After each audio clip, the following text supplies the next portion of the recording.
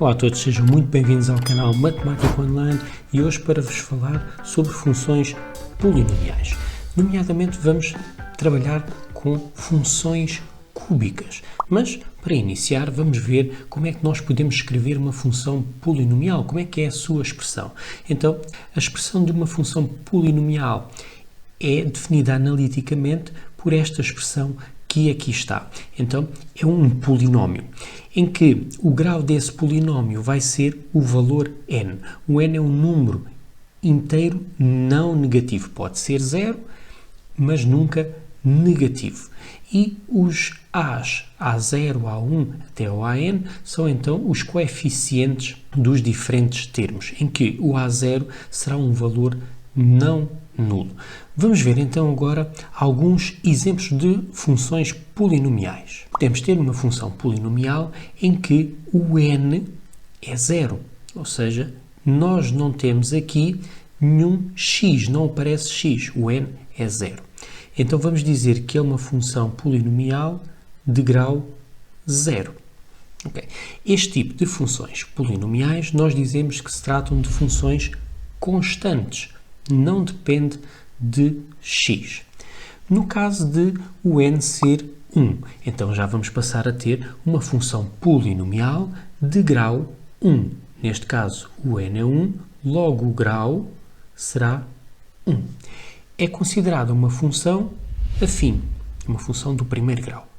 No caso de o n ser 2, já estamos perante uma função quadrática. Será então uma função polinomial de grau 2. E podemos também ter graus superiores, não é? Se tivermos então de grau 3, passaremos a ter uma função a que nós damos o nome de função cúbica, em que o n é igual a 3, logo o grau desta função é grau 3. E por aí fora, não é? Podemos aumentar sempre o grau para obter diferentes funções. O que acontece é que, no caso, por exemplo, aqui do n ser igual a 3, lá está, o coeficiente do x ao cubo não pode ser 0. No entanto, poderei ter aqui outros coeficientes, aqui não aparece o x ao quadrado, isto significa que eu poderia também escrever x ao cubo mais 0x ao quadrado menos x mais 0.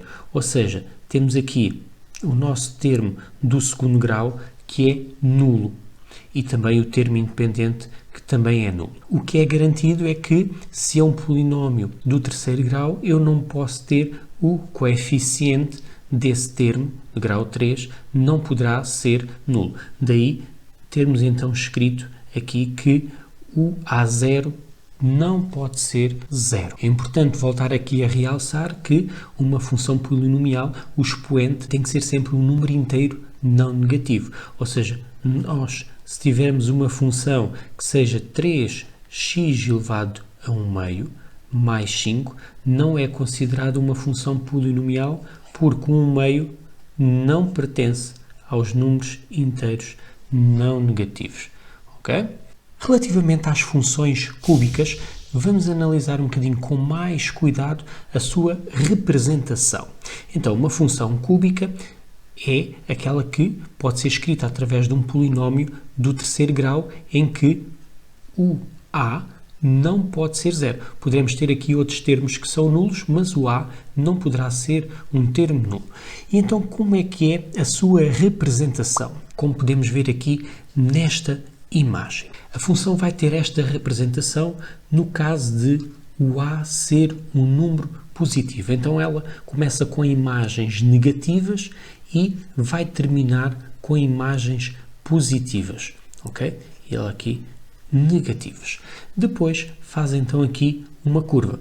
Aqui temos aqui dois extremos.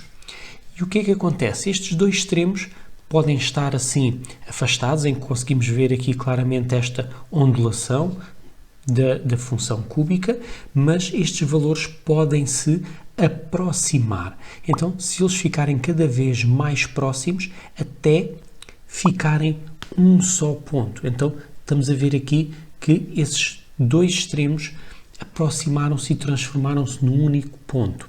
Esta é a representação para o caso de o a ser um valor positivo. No caso do A ser um valor negativo, vamos ter aqui a função refletida no eixo do x. Então, vai iniciar aqui com valores positivos e vai terminar com valores negativos. Vai ser precisamente o contrário, não é? Então, o que é que nós podemos realçar desta representação? Olhando aqui para os gráficos que estão representados na parte de cima, são aqueles que têm um A positivo, nós conseguimos perceber que em qualquer situação nós vamos ter sempre aqui uma mudança de concavidade. Então, neste caso começa com a concavidade voltada para baixo e depois vai ter concavidade voltada para cima, e isso acontece nestes três gráficos que aqui está. Ou seja, uma função cúbica é uma função que muda o sentido da concavidade. Mesmo quando o A é um valor negativo, tal também se verifica. Então, a mudança do sentido de concavidade é algo que acontece nas funções cúbicas. Além disso, temos também aqui a questão dos zeros. Uma vez que a função, neste caso aqui a primeira, uma vez que ela começa com valores negativos e termina com valores positivos, e é uma função contínua, por ser uma função polinomial, então garantidamente nós vamos ter aqui pelo menos um zero. Isso é algo garantido nas funções cúbicas. Relativamente aos zeros, à quantidade de zeros que a função cúbica poderá ter, devemos fazer aqui uma análise cuidada. Então, vamos pensar aqui na situação em que o A é um número positivo, temos então uma representação deste género, de uma função cúbica, que poderá ter 3 zeros. Então, os zeros são aqui a quantidade de vezes que a função intercepta o eixo do x. Então, nesta situação, tem 3 zeros. Mesmo que o A seja um valor negativo, ou seja, se nós fizermos aqui uma reflexão da função no eixo OX, nós poderemos também ter 3 zeros. Agora, no caso destes zeros, vamos imaginar aqui esta função de cima e vamos pensar que vamos provocar aqui uma translação vertical, ou seja, de baixo para cima. E o que é que vai acontecer? Estes dois zeros que aqui estão vão aproximar-se um do outro e podem transformar-se num único zero. Então passamos a ter uma função deste tipo. Neste caso, estamos perante dois zeros, em que este zero que aqui está é considerado um zero duplo. Está bem? Nós podemos interpretar assim desta forma, porque os dois zeros distintos que nós tínhamos, ao fazer aqui uma translação vertical, eles foram se aproximando e transformaram-se num só. Então nós vamos dizer que é um zero duplo. O mesmo pode acontecer no caso de o coeficiente x ao cubo ser um valor negativo. Então podemos também passar a ter dois zeros, em que este zero aqui é considerado um zero duplo. Okay? Podemos ainda ter uma função cúbica com apenas um zero. Então, se nós continuarmos aqui nesta função que está aqui desenhada a azul, se nós continuarmos com uma translação vertical, se ela subir um pouco mais, então passa a ter um único zero. O mesmo irá acontecer para o caso do coeficiente x ao cubo ser um valor negativo, poderá ter também um único zero. A questão da quantidade de zeros vai influenciar também a questão do sinal da função cúbica. Então, ora, vejamos aqui esta primeira situação em que a função cúbica tem 3 zeros. Então, nesta situação, nós conseguimos perceber que a função inicialmente é negativa, depois positiva, volta a ser negativa e positiva novamente. Então, ela muda de sinal 3 vezes.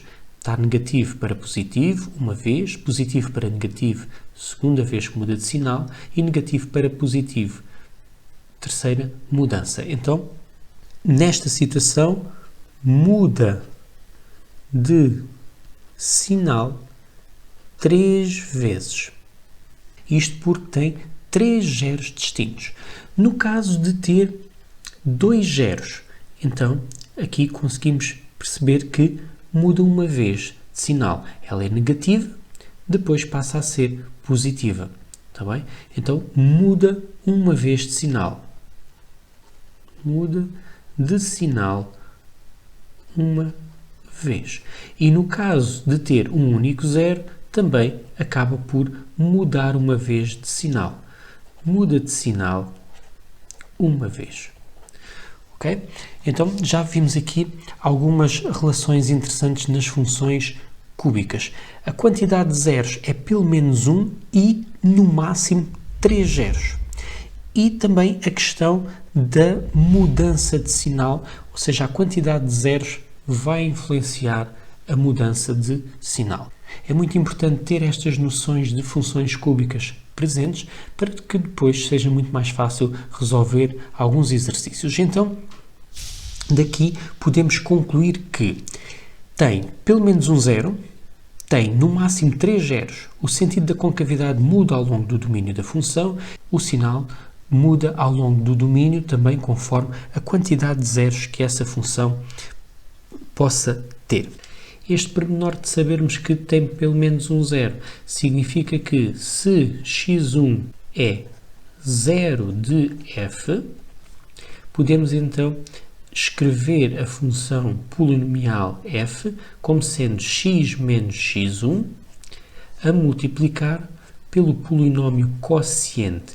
E este polinómio quociente é o que resulta da divisão do polinómio definido pela função f de x por x menos x1. Ou seja, podemos aplicar a regra de Ruffini ou a divisão inteira de polinómios para obter este quociente. E isso vai nos ser bastante útil para a resolução de muitos exercícios de equações ou de inequações, tá bem? Porque temos uma maior facilidade em trabalhar com polinómios do primeiro ou do segundo grau do que trabalhar com polinómios do terceiro grau. Então isso é uma grande vantagem porque em muitos exercícios é-nos dado o zero ou dando-nos algumas pistas para nós podermos fazer essa decomposição. Então na aula de hoje foi precisamente isto de conhecermos as funções cúbicas, como é que é a sua representação, sinal, domínios. Espero que tenham assistido até ao final, tenham compreendido.